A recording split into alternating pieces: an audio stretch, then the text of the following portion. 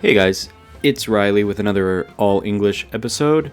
As you probably heard in our last podcast, Sota and I are going to be doing events again this winter. Actually, the end of this month. I'm recording this on November 1st. So, Sunday, November 30th, we're going to be in Osaka. And on December 13th, that's a Saturday, we're going to be in Tokyo. And there's a website you can find on Sota's Instagram or on the podcast Instagram, I believe also. And I'll make a post about it shortly. So I look forward to seeing lots of people there. And also my favorite part, having dinner and drinks afterwards with people. I think I should be able to go to both dinners both times. So yeah, I'm looking forward to talking to people at the event and afterwards as well. So I don't know. It's kind of the fall season, and like tonight, Yuki and I are planning to have our first nabe dinner of the season. I was thinking about that and thinking about Japanese food traditions or whatever. In the autumn you eat nabe or you eat chestnuts or whatever, that kind of thing. And that got me thinking about like when I first ate Japanese food, or maybe when I first ate Japanese food like regularly. So that's what I'm going to be talking about in this episode, is like my, I guess, introduction to Japanese food. I'll get into that in a bit. First I should do the Instagrams that I mentioned. Mine is Reilly Sullivan XD, and Sota's is Eigo no Sota. Without further ado, let's start talking about my introduction to Japanese food.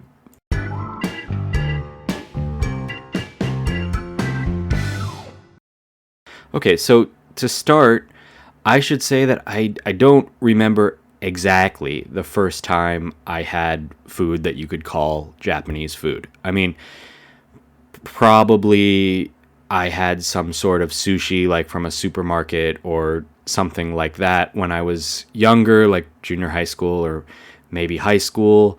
And but it's not very memorable, probably because it wasn't very good sushi. Whatever you could pick up at a supermarket in Maryland in 2010, let's say, probably wasn't the highest quality sushi. And also, I don't even know if you can call this Japanese food. I'd certainly had what we called ramen noodles, which is like, it's, the dried noodles that you get in like a little plastic pack that costs like 25 cents or whatever. And then you just, my dad used to like put it with frozen vegetables, right? So we would cook up the noodles and the soup and add like frozen peas and frozen carrots and corn or something to it, which is, I don't know, I guess kind of it's inspired by Japanese food, but it's hardly authentic. So that's not exactly what I'm going to be talking about today. I'm going to be talking about my college days when I moved to New York. That's kind of when I first really got introduced to Japanese food and when I started eating it somewhat regularly, I guess. When I was at NYU freshman year, I lived in a dorm on 12th Street, in the more or less the East Village. The East Village is kind of an area of New York that's known for being, or it used to be known for being, like a little bit grimy, a little bit maybe dangerous. Certainly in like the 90s or early 2000s, it was probably dangerous.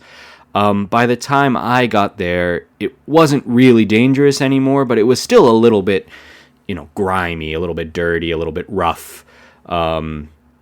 Certainly there were like a lot of bars, especially like dive bars. Dive means, cheap and dirty and probably not a place you would want to take a date, but just a place where you might go to just purely drink, right? I remember specifically there was this place called Sly Fox that was like it was next to a Ukrainian restaurant, and that place was like really dirty, really dark, and they had a $5 beer and a shot, so you could get a shot of PBR, Pabst Blue Ribbon, which is like kind of a cheap beer in America, and then a shot of like bad whiskey, right? I think it was Evan Williams, if that matters to any whiskey drinkers out there. Not that Evan Williams is that bad. It's actually okay. But it was cheap. And also I'm not saying I did this, of course, but they were famous for not carding, meaning you could go in there and they wouldn't ask you for ID to find out if you were 21. I know that from friends, of course, not personal experience, right? Wink, wink. But in that same area, there was a street called St. Mark's Place.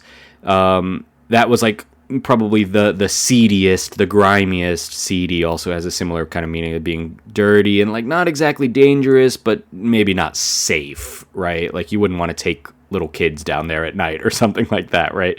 But you know, it was a kind of a street that had a lot of bars, a lot of like tattoo parlors and like that kind of stuff. Maybe I think now there's like a comedy club there. I don't know if there was at the time when I was living there. But famously, it had a lot of like late night food spots. Right after you go to the bars, you go to one of these kind of cheap foods. One of them was called Mamoon's, and they did like falafel sandwiches. I went there a lot. And there was, of course, like on almost every street in New York, there was a dollar pizza place called Two Bros where you could get, you know, a slice of pizza for $1. Which, you know, was my dinner or even lunch a lot when I was in college. Because, you don't have much money. $1 is a slice of pizza. Or usually I would get two slices, so $2. But a pretty cheap dinner either way. But what that street also had was Japanese food. And I think the first thing I had is kind of the least Japanese, but there was a shop, or it might have even been a food truck. I don't remember super clearly. I only went there. It closed after like my first year. It was called Japa Dog. So it was like hot dogs with kind of Japanese ingredients, you know, bonito flakes or whatever on top of them. Maybe takoyaki sauce, you know, that kind of stuff. And I remember liking it, but yeah, it's not exactly Japanese food, is it? A hot dog with bonito flakes on top. But they also had two like izakaya shops there. There was a place called Kenka, and then another place that was an izakaya, but maybe it specialized more in like yakitori called O Taisho. And I used to go to them quite a bit, especially Kenka. Kenka had what I thought was, you know, really good okonomiyaki and takoyaki, kind of the Osaka favorites. And it had like really cool decor, you know, kind of these like old wood tables, and the walls had like, you know, vintage movie posters from like old Japanese movies and stuff like that. And the staff were all like Japanese people living in New York. And yeah, so it had this really cool vibe. It was pretty loud, you know, they would like yell "Irashaimase" when you came in and all that kind of stuff. And for, you know, an American who had never been to Japan and really didn't know anything about Japan at the time, this was a pretty kind of exotic and interesting experience. And the food was good, and it was cheap also. Again, very important for me when I was in college. I remember they had you could get a pitcher of Asahi beer, you know, a pitcher being whatever, like 5 or 6 beers for like, I want to say it was like $8, but that seems crazy. Maybe it was 10 or 12. But still, that ends up being like, you know, less than $3 for a beer, which is a pretty good deal at a bar. And so, yeah, I would go there with friends quite a bit. I remember one night in particular, one of the, maybe one of my heaviest drinking nights in college. I was going out with my friend Dan Yum, who I had been friends with since freshman year. This was probably maybe junior year, my third year of college. And we went down to Chinatown to this like cocktail bar / like dim sum restaurant. So you could get like cocktails and also like xiaolongbao or, you know, soup dumplings, things like that, right? And I remember the cocktails were good but expensive. So we probably had like 2, maybe 3 there, and I spent almost all the money I had. And then we started kind of late, I remember. So we were leaving that bar, and it was already like, I don't know, maybe 2 a.m. or something like that. And we went to another bar as we were walking back up to our dorm. And we stopped in there, and there was like nobody in there. But they served us, and we had like one drink, and then they were kind of like, okay, we're gonna close up, like get out, basically. So we left that one, but we were still, because we had started late, we were like, I mean, certainly drunk, but not like, I guess not drunk enough for us. Dan Yum was also a pretty heavy drinker at that time. And so we went up to St. Mark's place, and we went to, I believe it was Kenka, and we got a pitcher of beer. And this is now probably 2:30, maybe 3 in the morning, and they were still open. And the two of us shared this pitcher of beer. So like I said, 5 or 6 beers, so whatever. And yeah, I think I said dorm, but I think I was actually living in Brooklyn at the time, so I had to get the train back to my apartment. And I think Dan at that point was living up in like really far north Manhattan, up near Columbia University. He went to NYU too, but I guess he lived up there because it was a cheap apartment he could find. And he said he got out of I found out this later, he got out of the train and like got lost and didn't get home until like 5 a.m. or something like that because he was too drunk and couldn't find his way home. But yeah, that was kind of my experience with Kenka. And I remember it better than I remember Otaisho. I'm sure I went to Otaisho and I had yakitori, but I remember at that time the yakitori was not that like impressive to me. It was kind of just, chicken on a stick, which now it's one of my favorite Japanese foods. When I go out with friends, a good portion of the time we'll go and get yakitori. I have a few places that I really like here in Takamatsu. One that I go to like pretty regularly. I used to go there probably once a month with friends. Nowadays, not so often, but still a few times a year. For sure, we'll go with friends and have yakitori, especially like they have a really good bonjiri and hatsumoto. Hatsumoto, I'm still not exactly sure what part of the chicken is. It's obviously somewhere near the heart, but I don't think it's the heart exactly because they also serve heart on the menu. So whatever that is, somewhere near the heart, that's like one of my favorite yakitori cuts, I guess you could say, or skewers, whatever. Also, on that street on St. Mark's, there was an udon shop. It was called Udon West, and that was my first time having udon. And I remember really liking it, but I'm sure it was quite different from like the udon that I eat now in Kagawa. It was like, I remember it being pretty expensive, maybe like $12 or $14, which, compared to if you get like an udon nowadays at a shop, it's not gonna, the simplest udon, kake udon, is probably not gonna run you more than like 500 yen, right? So $12-14 for a bowl of udon is kind of crazy, but it was more elaborate, I would say, than like most udon you get in Kagawa. I think I probably got like meat udon with all the toppings, including like an egg and negi and all the stuff that goes on top. That, nowadays when I get udon, I'll typically get a kake udon with maybe an egg, and then like that's about it. I'll put some green onions, negi on top, and some sesame seeds or whatever, but this bowl at Udon West probably had a bunch of toppings, different one, maybe it even had like kind of ramen style toppings like moyashi and stuff like that, bean sprouts, right? But I remember really liking it, but it was so expensive that I don't think I ever went again, because it was still, at the end of the day, $12-14 for a bowl of noodles was kind of crazy to me, and I couldn't afford it, honestly. But that was my first udon experience, and it made me like udon for sure.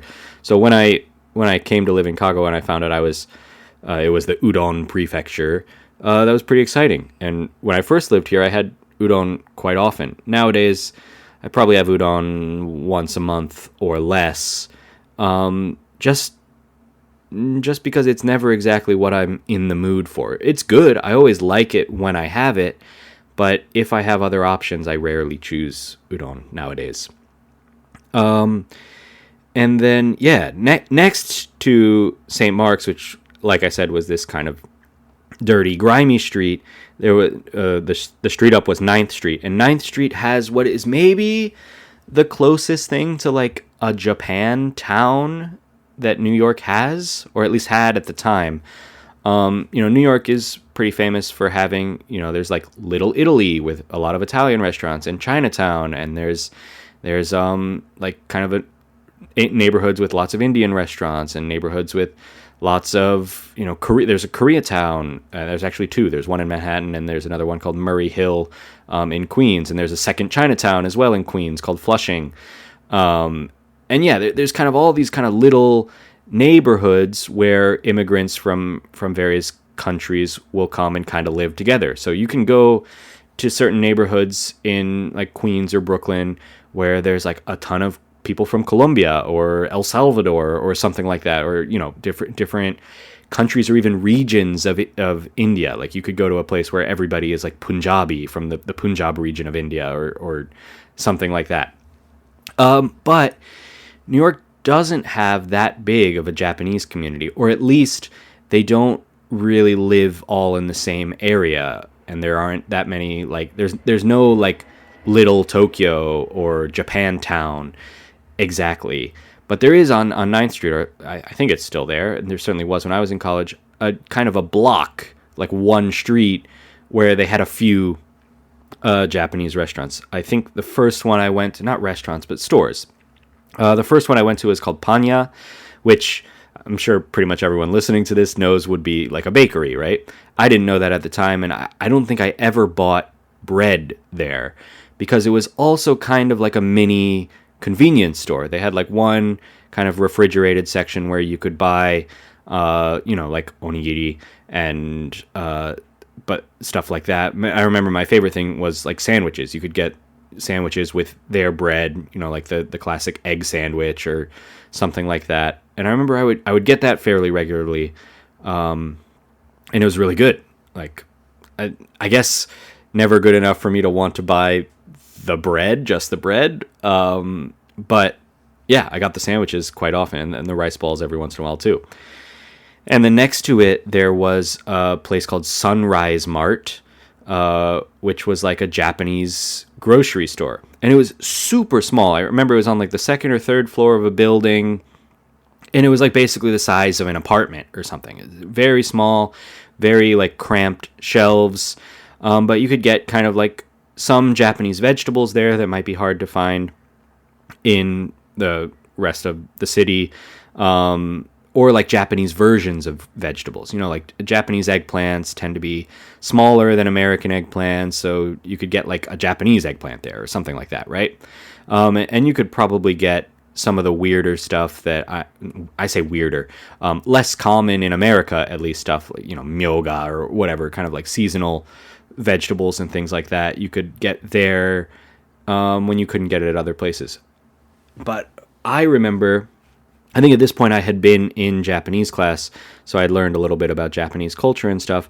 So I got natto there once. And I'd heard about natto. I'd heard it's this kind of, honestly, it had a reputation for being gross and stinky. And so I thought, okay, I'm kind of adventurous about food. I'll try it. So I remember I got some, and I took it home, and I kind of just opened it and started eating it. And I remember thinking that it was horrible. Maybe one of the worst things I'd ever eaten in my life. But the reason is that I don't think I like mixed it up properly. Obviously when you open up natto, you're supposed to take your chopsticks and swirl them around in the natto to kind of mix it up and loosen it up, I guess. I don't think I did that. I don't even remember if I put, or if it came with mustard, right, karashi, or not. I think I definitely had like the soy sauce, soy sauce, whatever. Yeah, I think it came with the soy sauce, and I put that on, but it didn't. It was just really bad. And then I thought, remember, I didn't know anything about this. I thought I'll put it in the microwave. Maybe it's better hot. And that was a huge mistake. It made my whole apartment smell like, well, my roommate said it smells like feet in here, but it made my whole apartment smell like natto, and my roommate was pretty upset with me about it. But not like actually mad, but just kind of like laughing at me and making fun of me for making the apartment smell bad for probably an hour or so. It seemed like it was a while that it smelled like feet. But nowadays, I like natto. Now I know how to eat it. I like to add the mustard, or sometimes I get it with wasabi, which is also really good. And I'll have it for breakfast every once in a while. I kind of go in phases where like maybe for a month I'll be buying natto at the grocery store and I'll have it for breakfast every day, and then I won't for a while. But I like it. Yeah, then I'm running a little bit long here, so I'll end with one more quick story. A few years ago, I went back to New York to visit some friends, and we hung out with those friends, like friends from college and stuff, Yuki's friends from college, and we also saw, like on Instagram, one of our friends from Kagawa was there.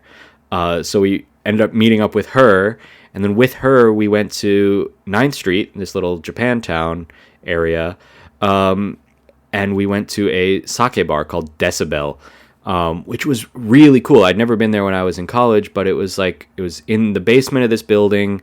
It was really kind of dark, with like kind of not exactly graffiti, but like people, I guess like customers or whatever, had like written things on the walls, like, oh, I love this bar or whatever. And there was kind of, like Japanese lanterns and things like that around. And it just had this really cool kind of laid back atmosphere.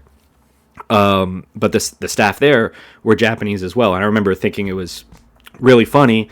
At this point, we'd probably been in Japan for maybe 5 years. And we went back to America to hang out with our Japanese friend in a Japanese sake nihonshu bar, speaking Japanese with the staff. I just thought that was really funny that we were kind of going back to America, but still kind of doing Japanese things. And yeah, I think from there, from all those restaurants and experiences on St. Mark's and 9th Street, I really grew to really like Japanese food. And now, I live here and I eat Japanese food for probably half my meals or something like that. And I really like it. Yeah, but that's that. Thanks for listening. I hope you enjoyed it. Talk to you next time, or maybe see you at the live shows in Tokyo and Osaka. Bye.